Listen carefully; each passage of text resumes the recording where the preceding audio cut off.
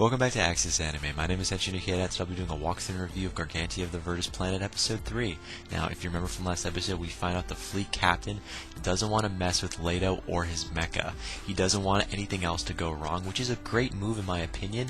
However, Amy, she wants to make friends with Leto as well as his mecha, and it's going in the right direction. However, the pirates have come a-knockin' and they're attacking. And guess what? Amy, she reaches out and she asks Leto for help. Now Leto, he goes right to the front lines and he takes out all the pirates. So Leto, he kills all the pirates, and that's where the episode ends. And I'll have my final thought and rating at the end of the clip, so stay tuned. But let's dive right on in. So we open up this episode with Amy, and she's not happy with Leto at all. Because you know what? Leto, he murdered the pirates. And what does that mean? That means more pirates are going to come back for revenge. So thanks a lot, Leto. You are really thinking. And again, that's where we open up with. Moving on past that, we are taking to a little cutscene with the fleet captain. And the fleet captain is actually discussing the future plans about Leto and about the pirates. Because you know what? Now that Leto has pissed off the pirates are going to want revenge, so they're going to come back for more.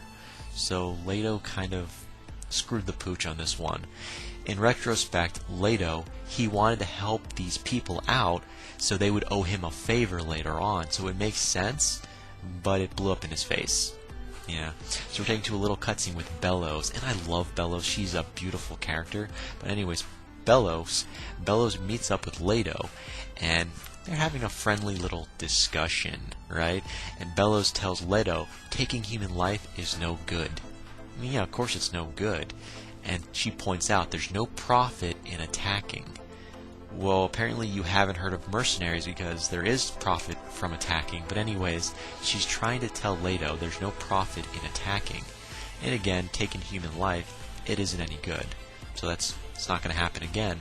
Now we're taken to another little cutscene with Amy. Now Amy, she wants Leto to stay. So Amy, she wants Leto not only as a friend, but she wants him to stay. So that's kind of cute. But Leto, he doesn't refuse. He doesn't say no, but he doesn't say yes. He feels this is a bad idea. But he didn't refuse, so I can't wait to see where this is going to take us. Now we're taken to the next scene, which I love. We get to see my favorite character. Now when I say favorite character, I don't mean as in the good guy. I mean villain-wise. This is my favorite villain so far in this anime series that we get to see. So we're introduced to a new character, and she's a captain of the pirates. Her name is Captain Luke Cage. Luke Cage is a beautiful name for a villain, a female villain, so I love this character. But anyways, we're introduced to this character. She's a pirate, she's a captain, known as Luke Cage, and she's very sexy. She gets an update from one of the survivors of the pirate massacre that happened when Leto took out the pirate crew. And this survivor is basically telling Captain Luke Cage about the flying mecha and who is to be held responsible for what had occurred. So now she's up to date on everything. Now, moving on past that, we're introduced to another character. His name is Captain Worm. And Captain Worm is actually a good guy, so don't get me wrong. He is a good guy, but we don't get to know a lot about him. Now, he's getting a general update that there are 30 pirate ships approaching. Now, he works underneath the fleet captain, so also he's a good guy. But again, we don't know anything about them. But he does get the update that there are 30 ships that belong to the pirates that are coming. So he's blowing the whistle. He's telling everyone, heads up. Now we're taken to a little cutscene with Bellows. And Bellows tells the fleet commander that Leto could help out. I mean, he helped out before. Maybe he could, help out again. Why not? And the fleet commander, or in this case, the fleet captain, depending on what you want to call him, captain, commander, whatever, he leaves us on Rigid. He basically tells his second in command, Rigid, speak to Leto on my behalf. What? Get off your sorry ass and talk to Leto yourself. Stop having your second in command, Rigid, do all of your fucking work for you. If you're going to let her do all your work for you, just give her the job. Seriously? But anyways, he wants Rigid to make a deal with Leto, which I guess kind of makes sense, but it's all thanks to what Bellows said previously to Leto to begin with, which sparked the controversy if Leto was going to help them or not. So thank you, Bellows. Plain and simple, thank you, Bellows, for having that open conversation with Leto, telling him human life is precious, don't kill people, because hopefully, the crew can now use Leto to help them with this little pirate problem they've been having without killing the pirates, just pushing them aside, kind of giving them the warning that, hey, we've got a secure weapon per se. But again, sorry, I digress. Moving on past that, we are taken to the plan. I mean, what is the plan now that Leto is on board? Apparently the plan is to get the pirates' attention away from, the other ships. So Leto is going to be used as a decoy. That doesn't sound like Leto's style. I mean, Leto seems like he's a front runner. Doesn't look like a supportive character in my opinion. But anyways, the plan is to use Leto and Chambers as a decoy while the rest of the ships mount a second assault, if that makes any sense, but without killing anyone. Again, what? They're pirates. Dead. Done. Now, it's going to be a night battle, so no surprises. It's going to be an interesting fight. However, we are taking to a little cutscene with Leto, and he puts a spotlight on the pirates. So some night battle. So Leto is in midair with Chambers, and he has a spotlight on all of the pirate ships. So the pirates are not at an advantage at all. They're at a disadvantage because now their position is now known by the enemy, which is Leto's new companions. So way to go, Leto. I didn't know you could do this without killing anyone, but so far you're doing a pretty damn good job. So this is not a night battle anymore. So it looks bad for the pirates. However, the good guys, which belong to, the fleet admiral or whatever you want to call him. He doesn't even have a real name right now. But anyways, we'll just say Ridget, since she's second in command. Ridget's group, per se, now has everyone lined up. They're ready to fire. And the person that's really in control or in the lead right now for this particular army or scavengers is Captain Worm. And Captain Worm orders a volley of cannon fire on the pirates, with the cannons and whatnot that are on the ship. And it looks pretty good, but it turns against them because the pirates now have the advantage because you know what? They have submarines. Now, before we get to see the submarines, Chambers points out to Leto that his allies have about 17 minutes until they get destroyed. And that's not looking good because you know what? Leto doesn't want to lose, not particularly these new allies that he just made friends with, so he decides he's going to jump in and he's going to help out during the fight without killing anyone. So to avoid killing the pirates, he's going to destroy or disable all the pirates' cannons. That's a smart idea. I kind of like that. However, the pirates, remember I mentioned this before, the pirates, they have submarines. And Leto did not see this coming. But again, the pirates, they have submarines and they have a sneak attack on board the other vessel. So this is not looking good at all. And guess what? These submarines have mechas inside of them. Not construction mechas. Really good mechas. I mean, not better than what Leto has. But they're good enough to actually form a sneak attack.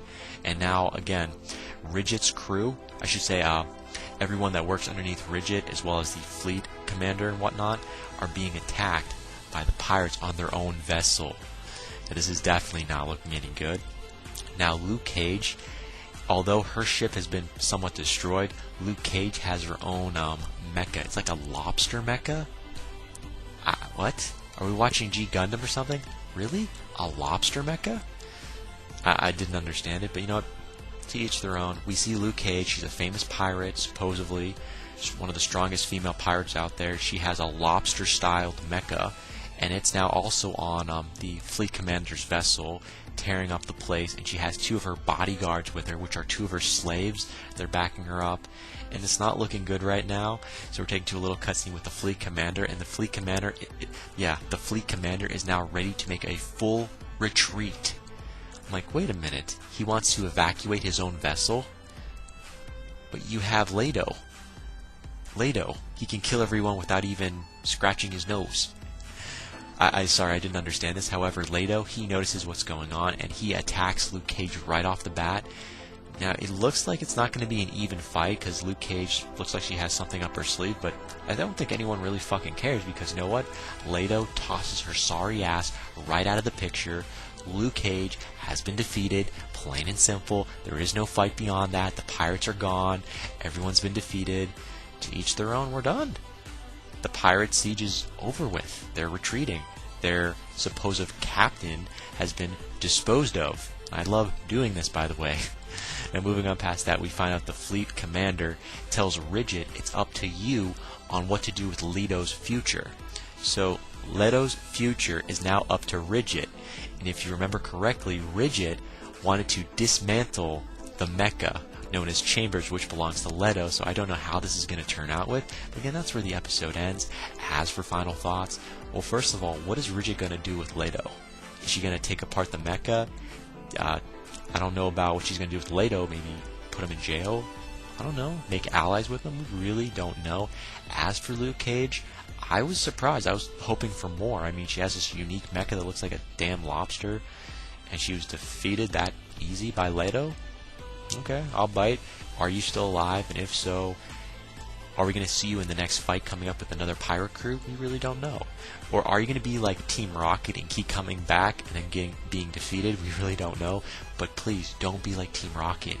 Either go in, try to attack him and then quit, join him, or die. You've got three options. Luke Cage, either die, side with the good guy, or side with another bad guy party.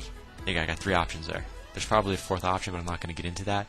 But again, that ends it for my final thoughts. Nothing special. As per my rating, 3.5 out of 5. I'm giving this a 3.5 out of 5 because it was somewhat decent. It could have been more, but it was decent. There was no drama. There was no romance. We got some new characters, new information. No new information. The only new information is just new characters, plain and simple. And again, no romance, no drama. But as for the fighting, yeah, it was pretty on. Now, technically, Leto and Chambers could have won this fight without even doing anything.